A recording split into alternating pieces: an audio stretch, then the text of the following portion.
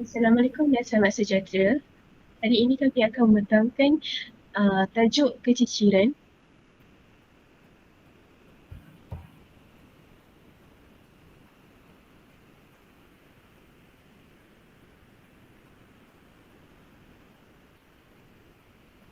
Dan ini merupakan ahli kurang kami. Saya sendiri Nuri Ininda Binti Aziz bernama Cik 16233. Saya Nuri Farzana binti Muhammad Fuad 163696. Baiklah, saya akan membentangkan definisi keciciran. Menurut Kamus Dewan Bahasa edisi keempat, keciciran merujuk kepada keciciran dalam proses kemajuan dan sebagainya. Manakala, dari segi definisi laporan murid 1972, keciciran merujuk kepada murid berada di sekolah sebelum tamat pengajiannya sama ada di peringkat rendah ataupun menengah. Atau definisi lain, orang yang putus hubungan dengan sekolah kerana masalah kewangan dan menghadapi masalah tertentu.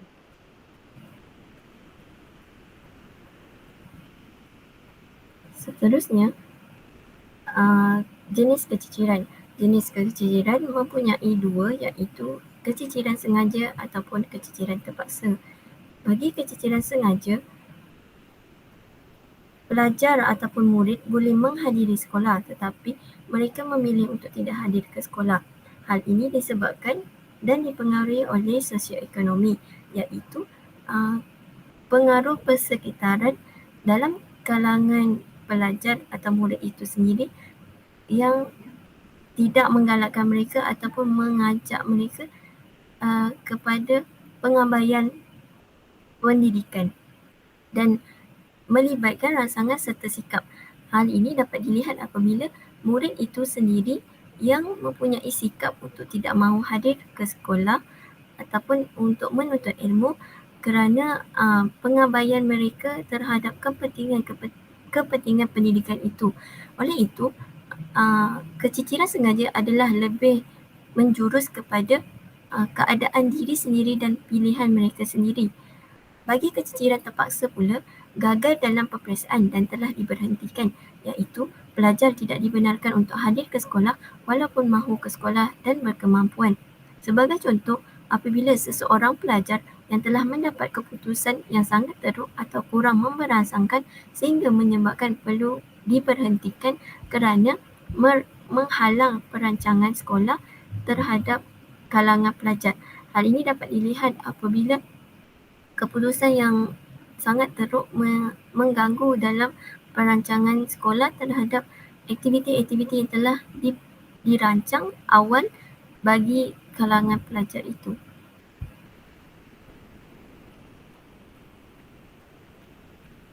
Seterusnya, laporan keciciran murid 1972. Laporan murid 1972 ini telah dibentangkan pada tahun 1972 dan diketuai oleh Encik Murad bin Muhammad Noor yang ketika itu beliau menjadi pengarah perancangan dan pendidikan pelajaran di Kementerian Pelajaran Malaysia. Dan fenomena keciciran yang wujud sejak dari awal penubuhan sistem pendidikan Malaysia menjadi semakin serius pada tahun 1990-an dan telah membawa kepada pembentangan laporan ini. Laporan ini hasil daripada kajian beliau dalam operasi sedar yang dilancarkan bagi mengatasi masalah keciciran pelajar di luar bandar akibat kemiskinan tegar pada tahun 1999.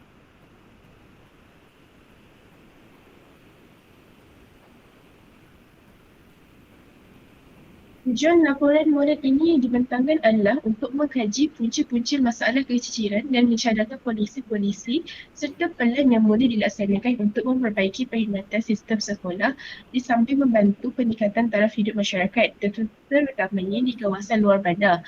Dan sebuah laporan yang lengkap dan komprehensif, laporan murid ini juga sebuah laporan yang lengkap dan komprehensif kerana dilengkapi dengan hipotesis, statistik sebagai bukti dan menyatakan perkaitan setiap faktor yang lain dalam mempengaruhi masalah keciciran ini. Kajian mengenai keciciran ini dilaksanakan di semua negeri yang melibatkan semua jenis kawasan tempat tinggal, iaitu bandaraya, kota-kota besar, pekan dan luar bandar. Para pelajar pula terdiri daripada pelbagai peringkat umur dan pelbagai bangsa.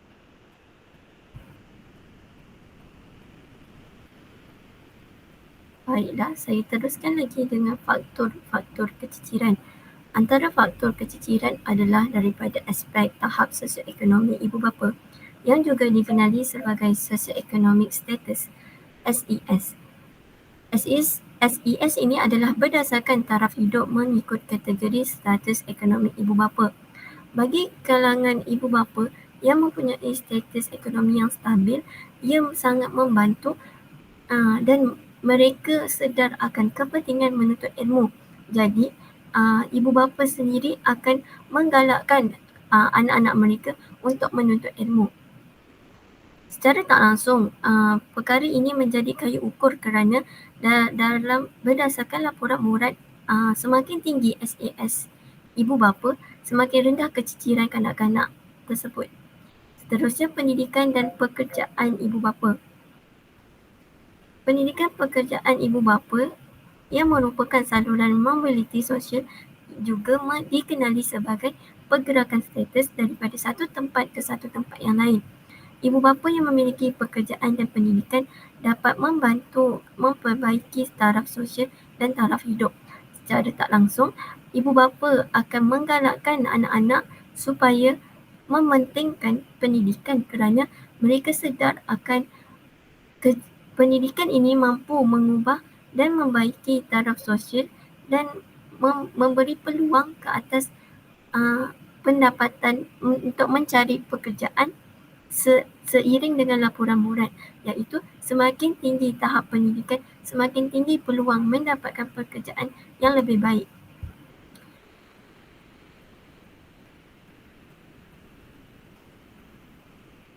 Seterusnya, peranan guru. Peranan guru yang sangat penting kerana guru memberi sumber pengetahuan dari aspek akademik dan kurikulum, dan selain itu, ia memberi motivasi kepada murid-murid. Sebagai contoh, guru perlu memberi kata-kata semangat dan melaksanakan kaedah pembelajaran dan pengajaran dengan aktiviti yang seronok. Hal ini, ia dapat membantu meningkatkan minat murid untuk hadir ke sekolah.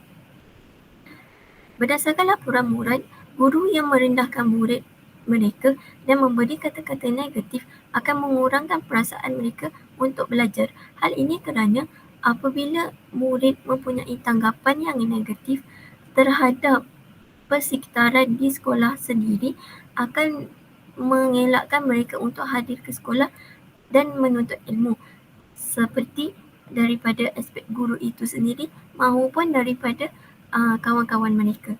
Selain itu, masa dan perjalanan. Murid yang berada di luar bandar mempunyai kesukaran yang lebih kritikal kerana mereka memiliki pengangkutan awam yang terhad. Hal ini dapat dilihat seperti di Sabah ataupun Sarawak kerana mereka masih menuju ke sekolah dengan halangan-halangan seperti perlu menaiki sampan, perlu melintasi menjadikan murid-murid itu mudah putus asa ataupun menjadikan ia sebagai satu alasan. Hal ini berdasarkan psikologi, murid yang perlu menghadapi perjalanan yang panjang dan lama untuk ke sekolah akan merasa letih dan menjurus untuk mereka tidak hadir ke sekolah pada kemudian hari kerana mereka menganggap menuntut ilmu ni adalah perjalanan yang sangat sukar dan perlu menghadapi berbagai rintangan, sedangkan menuntut ilmu itu sudah menjadi cabaran. Tetapi untuk perjalanan mereka ke sekolah itu menjadikan salah satu cabaran selain daripada menuntut ilmu. Seterusnya, sikap terhadap sains. Prasarana yang memberi pendedahan kepada sains dan teknologi tertempu di kawasan-kawasan bandar. Hal ini mereka diberi pendedahan yang meluas secara realiti, sangat membantu untuk mencukir minat dan meneroka dalam kalangan pelajar mereka mudah mengetahui apa manfaatnya terhadap sains dan teknologi ini. Tetapi murid yang tinggal di luar bandar, segelintir mereka memiliki tanggapan yang negatif kerana kurang pendedahan dan infrastruktur yang diberikan oleh pihak kerajaan sendiri yang menjadikan mereka menganggap pendidikan ini suatu yang tidak penting. Selain itu, vernacular dan non-vernacular. Non-vernacular iaitu sekolah Inggeris lebih memiliki kemudahan-kemudahan dari aspek pendidikan dan maklumat-maklumat, tenaga pengajar yang berkualiti dan menggunakan bahasa Inggeris sebagai satu bahasa pengantar. Murid di sekolah tersebut dapat memberikan penumpuan yang baik dan selesa kerana memiliki tenaga pengajar yang berkualiti dan kemudahan yang selesa. Manakala bagi sekolah vernacular, guru kurang berkualiti dan ini menyebabkan murid-murid kurang minat untuk belajar kerana kaedah pengajaran yang diberikan oleh guru tidak memberi tarikan kepada murid untuk minat dalam belajar.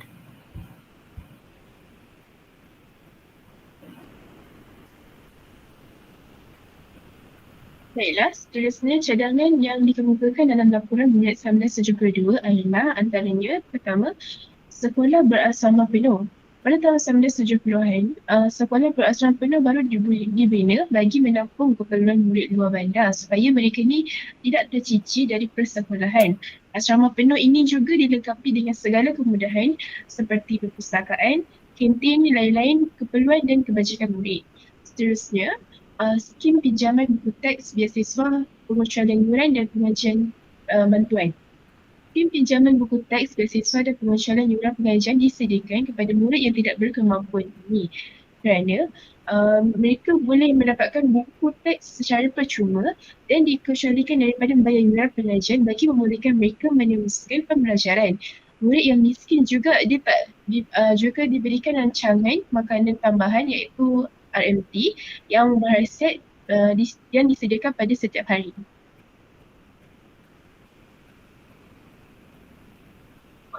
Cadangan yang lain, rancangan kesihatan iaitu Health Collaboration Plan, iaitu murid-murid diberikan pemantauan kesihatan berkala yang merangkumi pemeriksaan tekanan darah, air kencing, pemeriksaan gigi, suntikan BCG bagi memantau pertumbuhan dan perkembangan holistik murid serta pemberian vitamin kepada murid yang memerlukan.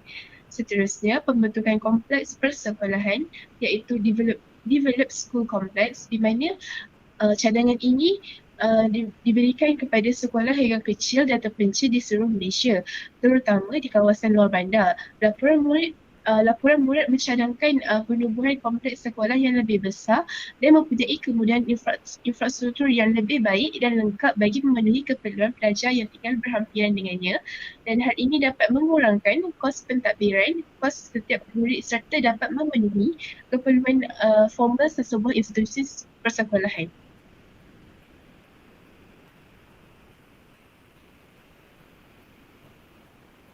Seterusnya, strategi merapatkan jurang pendidikan. Antara strateginya adalah meningkatkan kadar penyertaan. Meningkatkan kadar penyertaan dapat dilaksanakan oleh guru kerana peranan mereka bagi memberi kata-kata semangat maupun melaksanakan kaedah pengajaran dan pembelajaran bagi menarik minat pelajar untuk belajar dan menuntut ilmu. Seterusnya, tingkatkan kesedaran ibu bapa mengenai kepentingan pendidikan. Ibu bapa yang memiliki ekonomi dan pekerjaan yang baik mudah untuk bekerjasama kerana kesedaran mereka terhadap kepentingan pendidikan, tetapi mereka seharusnya bersama-sama ibu bapa yang kurang menyedari akan kepentingan pendidikan ini untuk menggalakkan anak-anak mereka sendiri mempelajari dan menuntut ilmu. Hal ini bagi ibu bapa menjadikan peranan penting kerana mereka merupakan role model kepada anak-anak mereka. Seterusnya, membangunkan infrastruktur dan kemudahan di luar bandar. Kita dapat lihat apabila kemudahan di luar bandar kurang memberangsangkan menyebabkan jurang pendidikan ini terlalu besar kerana murid-murid harus menghadapi rintangan yang sepatutnya telah diberikan keutamaan oleh kerajaan sendiri untuk memberikan kemudahan bagi perjalanan ke sekolah dan kemudahan-kemudahan untuk mendapatkan ilmu ataupun maklumat di sekolah. Tambah baik sistem terhadap murid miskin, berkeperluan khas dan minoriti. Sebagai keutamaan, kerajaan sepatutnya tidak memilih kasih ataupun berat sebelah dengan menumpukan sistem tambah baik ini hanya kepada sekolah-sekolah ataupun murid-murid biasa.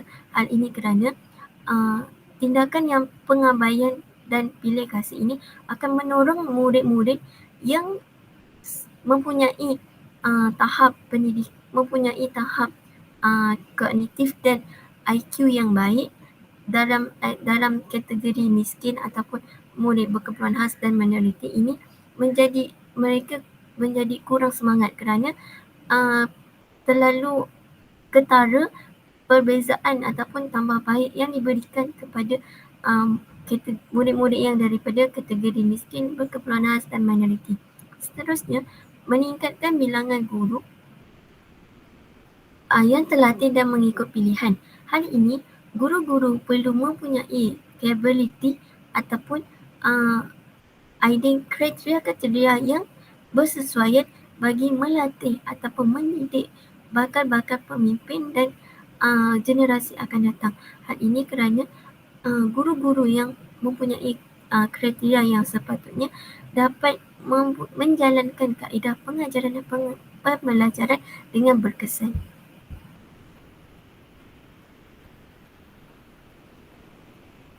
Seterusnya, kepentingan laporan murid 1972. Dengan adanya pembentukan laporan murid 1972 ini, pelbagai punca keciciran dapat dikenal pasti, dan ini memberi cadangan atau memberi ada usaha yang perlu dilakukan bagi mengatasi beberapa punca keciciran tersebut. Antaranya, dapat mengurangkan beban ibu bapa. Bebanan ibu bapa dapat dikurangkan dengan wujudnya beasiswa, skim pinjaman buku teks, asrama dan lain-lain. Ibu bapa yang miskin atau yang berada di luar bandar, mereka dapat memfokuskan kepada peningkatan kehidupan mereka. Seterusnya, cadangan yang strategik dan pragmatik, di mana cadangan yang dikemukakan tersebut secara langsung dapat mengurangkan permasalahan keciciran yang wujud, terutama sekali di kawasan luar bandar. Dan itu, banyak sekolah yang dibaik pulih, terutama sekali dapat menumbuhkan kompleks persekolahan yang lebih teratur dan lengkap dari segi kemudahan mengikut peredaran zaman terkini. Selain itu,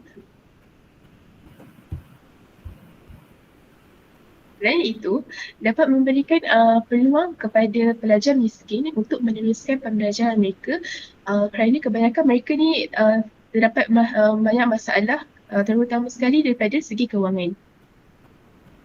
Next.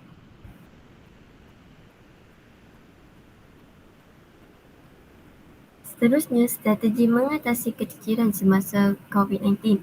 Antara strategi yang untuk mengatasi keciciran semasa COVID-19 melanda adalah dengan mengemaskini manual PDPR 2.0 bagi penambahbaikan yang bersesuaian dengan pengajaran di atas talian maupun secara langsung. Hal ini dapat membantu guru-guru untuk melakukan aktiviti ataupun pengajaran semasa atas talian dengan memenuhi kriteria-kriteria yang bersesuaian dan betul berlandaskan PDPR 2.0. Seterusnya, pembelajaran atas talian memberi fokus kepada konsep dan prinsip yang perlu difahami oleh murid. Murid-murid boleh fokus kepada konsep dan prinsip ketika pembelajaran atas talian dan waktu selebihnya melaksanakan aktiviti seperti aktiviti, eksperimen dan kajian untuk meneroka dan mendalami konsep dan prinsip yang telah dipelajari terlebih dahulu. Meningkatkan kemahiran seni pengajaran pedagogi dalam talian kepada semua murid. Hal ini untuk memastikan pelajar-pelajar tidak berasa bosan ataupun meningkatkan rasa minat walaupun berada dalam atas talian. Seterusnya, guru perlu mempelajari kaedah pengajaran daripada guru yang viral di media sosial, sebagai contoh MC+. Hal ini, guru-guru terutamanya guru-guru sekolah dapat menambah baik ataupun mengajar mengikut kesesuaian dan minat pelajar itu walaupun di atas talian. Tidak dilupakan peranan televisyen yang sepatutnya memberi fokus kepada pendidikan kepada murid yang mengalami pencapaian internet yang terhad kerana memberikan satu saluran yang tertumpu kepada pembelajaran. Itu sahaja daripada kami. Sekian, terima kasih.